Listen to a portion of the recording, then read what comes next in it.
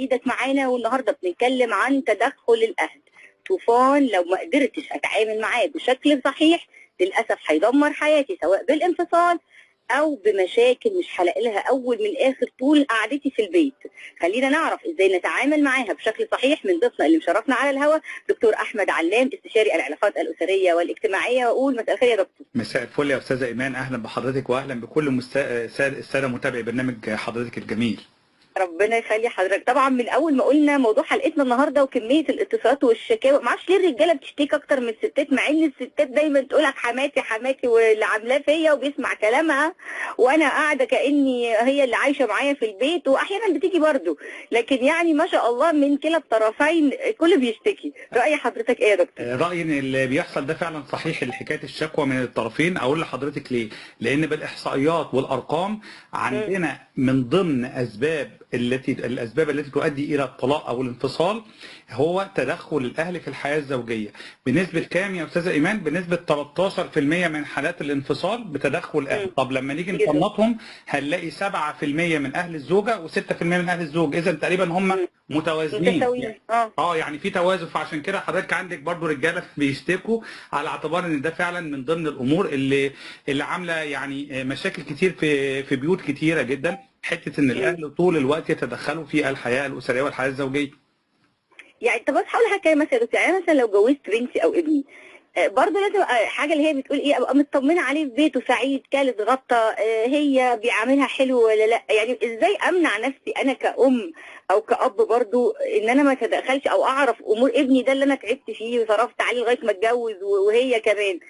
ازاي انا اعمل كنترول او سيطره على مشاعري ان انا ما اتدخلش او اعرف يوميا هم بيعملوا ايه؟ هو السيطره مش هتكون من حضرتك، احنا بنقول السيطره تكون من الابن والبنت. ليه بقى؟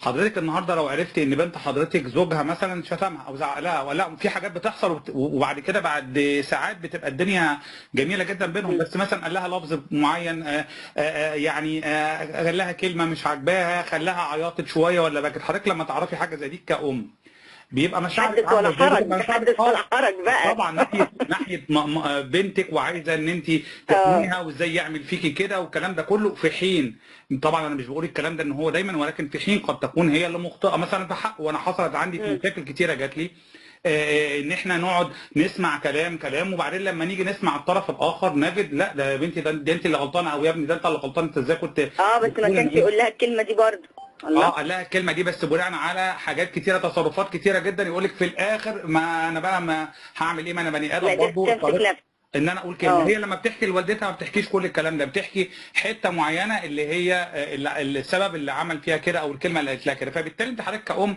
هتبتدي تتدخلي في صالح بنتك. طب لما تتدخلي في صالح بنتك الزوج هيسمع، هيتضايق هو كمان، يبتدي يقول لها مامتك ما تتدخلش في الموضوع، يلاقي البنت منحازه برضه لامها. هنا بتنشا بقى ايه؟ الفوران والثوره والكلام ده كله في البيوت بسبب كده. هي ماما قالت كذا او بابا قال كذا وهو ماله وهو يتدخل. ده واحتمال ما اخدهاش وامشي، ده في كمان تطور اكتر من كده.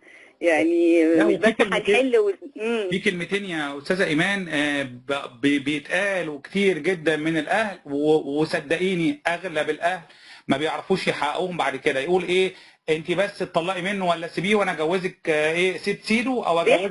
بيحصل يا دكتور، لان نسبه الطلاق عندنا كلها الناس بتبقى فاكره ان هي اول ما تتطلق هتلاقي فارس الاحلام واقف على الباب، وممكن تكون معاها عيال او سن او ظروف اجتماعيه مش مناسبه. ليه برضو الكلمه دي يا دكتور؟ ليه الناس بتعشم كده؟ هو بقى واخداهم النزعه بقى ضد بنتي وضد ابني زي النكره. انا اوريكي ده هو يطول ضفرك، هو مش عارف ايه. تيجي تتطلق تجد نفسها ايه، او هو يطلق ايه؟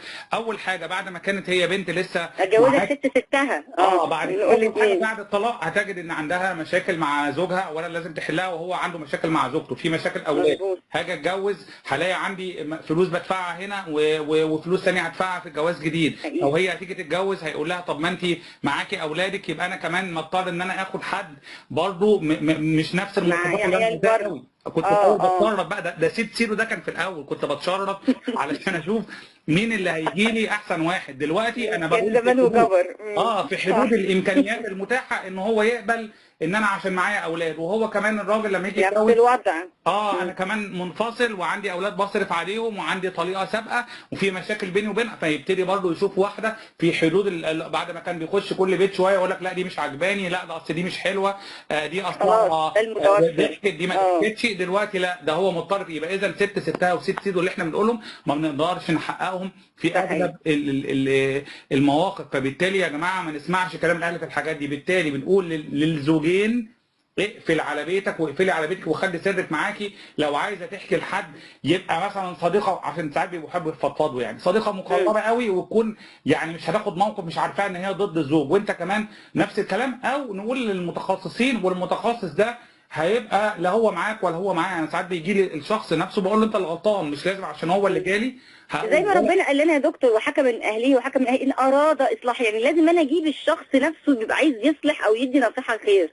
لكن الناس دلوقتي بتدي نصايح ما تعرفش ليه يا دكتور، يعني زي ما يكونوا مثلا احنا ضد بعض او في غيره، اشمعنى هي حلوه وقاعده واشمعنى هو مراته مهنياه، نفس الكلام. فتقوم جايه النصيحه ايه يعني مدمره الدنيا، ويسمع الكلام او هي تسمع الكلام، هوب الحياه الزوجيه راحت في ثانيه واحده. فعلا عشان كده حضرتك قلتي كلمه كويسه جدا. هم احنا بنقول ايه؟ طب ما احنا عملنا بالشرع وجبنا الحكام من اهلنا، بس ما عملناش بقى بان يريد اصلاحا. ما احنا مش عارفين بقى ان هم اصلا فعلا عايزين اصلاح ولا لا. عشان كده لازم يبقى متاكد ان الشخص ده بيحبني وشخص محايد وشخص حكيم. يعني الثلاث الصفات دول بقولهم لو هتجيبوا حكام من اهلكم يا جماعه، شخص بيحبنا احنا الاثنين كزوج وزوجه، مش بيحب الزوجه بس ضد الزوج او العكس.